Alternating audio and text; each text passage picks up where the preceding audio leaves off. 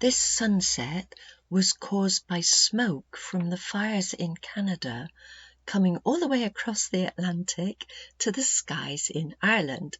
Now, this is nothing compared to the heat, the floods, and all the other disasters around the world.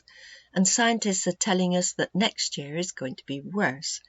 But we do not despair because we have hope. We know that the kingdom is coming. Somebody wrote in last week to say that the end cannot come until the Antichrist appears.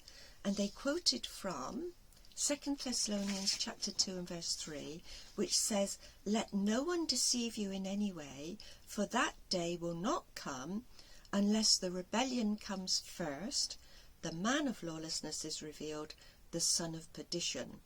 In Jerusalem Bible it talks about a great revolt, an apostasy from the teachings of Christ.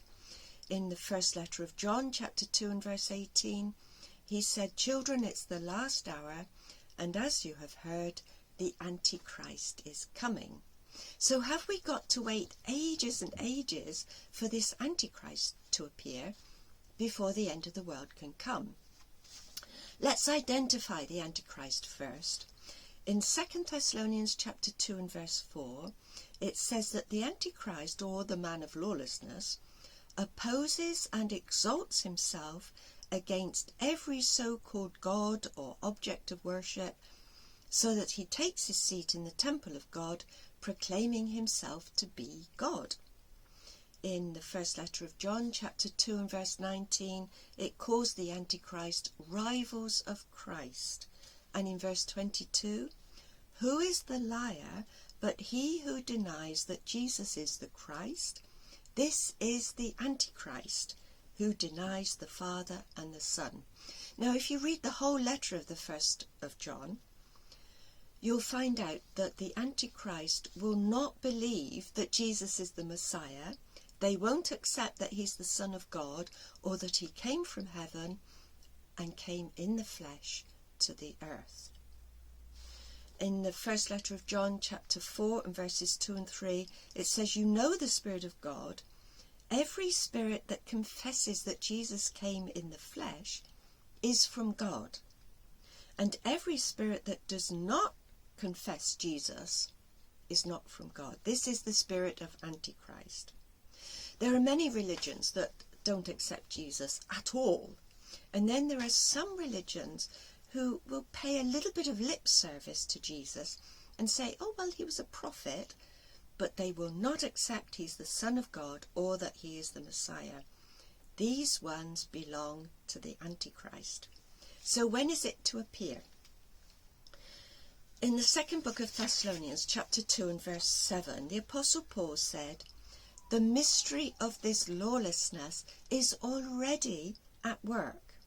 Now, he wrote that in the year 50 AD, roughly, about 20 years after Jesus died. Now, in the Jerusalem Bible, it renders that verse, "Rebellion is at work already, but in secret. The one who is holding it back has first to be removed." So we come to 50 years later to the first letter of John, who wrote it towards the end of the first century. And he said about the Antichrist, "It is in the world already." And in chapter 2 and verse 18, he said, "Even now, many Antichrists have arisen." So in the end of the first century, many Antichrists had arisen. The Antichrist is not just one entity or one mysterious being that we will identify as the Antichrist. It's already arisen. It's a great apostasy from the teachings of Jesus Christ.